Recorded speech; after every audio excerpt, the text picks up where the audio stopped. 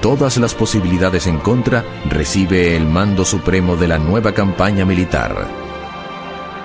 En el camino, decreta la liberación de los esclavos y autoriza la repartición de bienes incautados a los enemigos. Con un ejército casi ilógico de la persistencia, sigue batallando. Embarca y desembarca, va y viene. Compensa debilidades con fortalezas. Sorprende a los enemigos.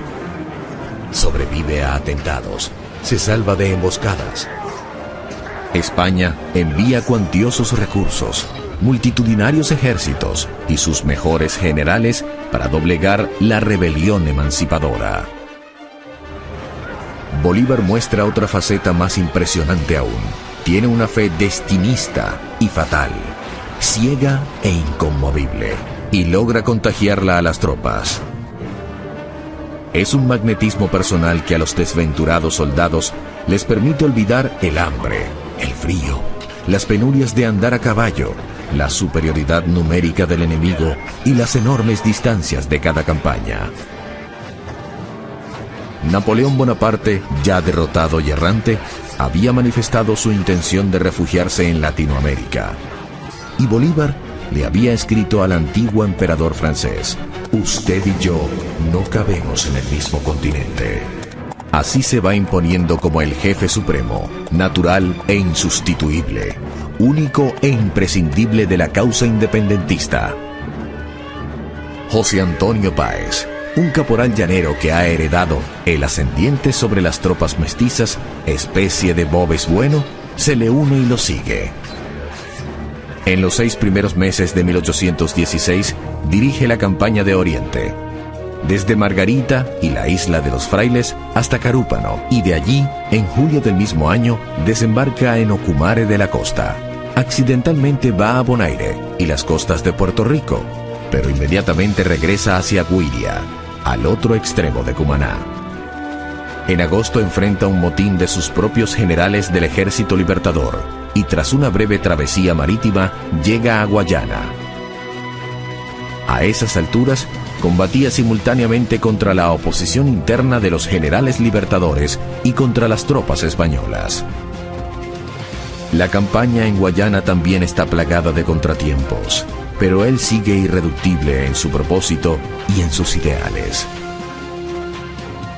Para 1817 había un clima de anarquía en el ejército independentista que solo amainará cuando la justicia militar someta al general Carlos Manuel Piar a un consejo de guerra. Bolívar permite su ejecución para imponer el principio de obediencia y la línea de mando, indispensable para el avance de su causa. Ni la oposición de los otros generales patriotas, ni las derrotas a manos de los españoles, ni la escasez de recursos, ni los problemas logísticos y de coordinación entre los varios ejércitos. Nada medra su ánimo. De la Guayana sigue al llano, y de nuevo hacia Guayana, y San Fernando de Apure. Ya en los difíciles años de su campaña oriental y llanera, manifestaba su idealismo por la unidad latinoamericana. En julio de 1818, le había escrito a la comandancia del Río de la Plata, Argentina, diciéndole que cuando lograra el triunfo, Venezuela los convertiría en una sola sociedad, para que la unidad sea la divisa en la América Meridional. Para principios de 1819, el milagro se está logrando. Ha consolidado la independencia en la inmensa extensión territorial de Guayana, Oriente y el llano de Venezuela.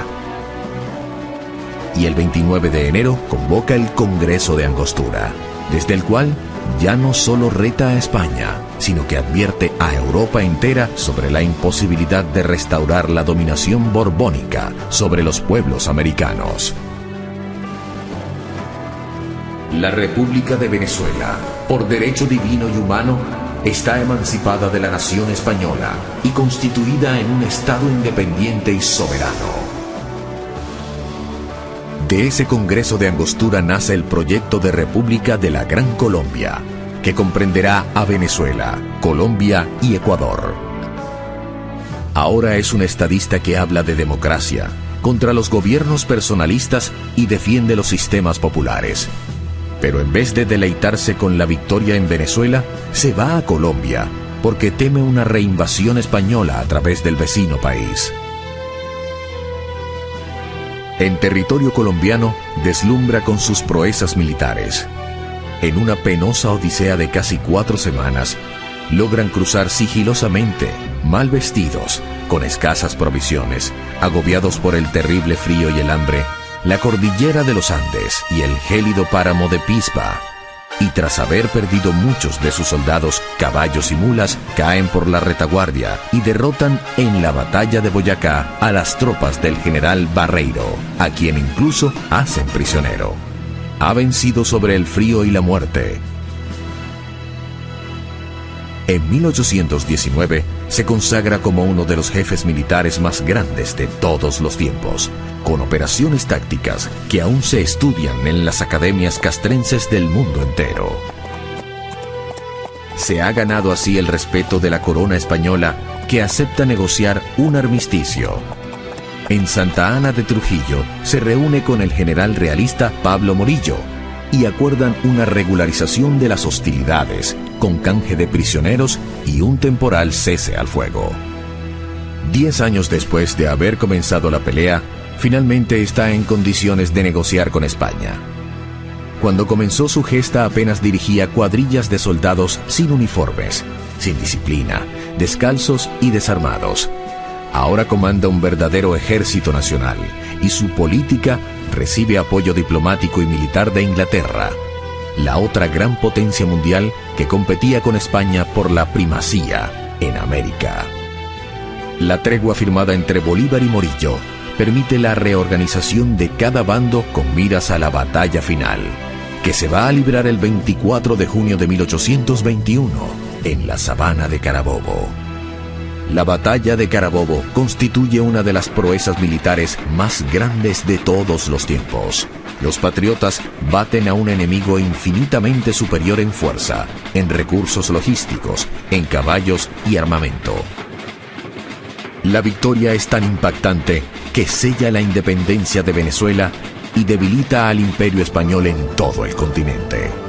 Progresivamente van alcanzando su independencia México, Guatemala y Santo Domingo en República Dominicana. Esta última proclama su intención de incorporarse a la Gran Colombia, presidida por Simón Bolívar. En adelante vive los años de su apogeo. Las cancillerías de Europa lo estudian de cerca como el hombre del momento mundial. Pero Bolívar prosigue su batalla como si fuera el primer día. Lejos de deleitar las mieles del triunfo, monta a caballo hacia el sur. Llega a Quito, Ecuador, en junio de 1822 y poco después decreta la incorporación de Guayaquil a Colombia. Va obsesionado con el ideal de la unidad latinoamericana y por eso avanza más allá, hasta Perú, el gran reducto de la dominación española en el área. El 27 de julio de 1822 persuade al general argentino José de San Martín de salir del Perú. San Martín se lleva el título de protector del Perú, pero le deja a Bolívar el título de libertador. También fue la era culminante de su vida íntima. El hombre desgraciado para el amor, que ha vivido irregulares romances a lo largo de su viudez, conoce a Manuelita Sáenz e inmediatamente se enamora de ella, quien abandona su vida en la alta sociedad de Quito y parte tras Bolívar, destinada a compartir y sufrir con él los últimos años. La campaña del Perú constituye la cumbre de su carrera militar y política. Bajo su mando directo en la batalla de Junín de 1824 y bajo el mando de Sucre en Ayacucho del mismo año, el ejército español queda definitivamente derrotado en toda Sudamérica.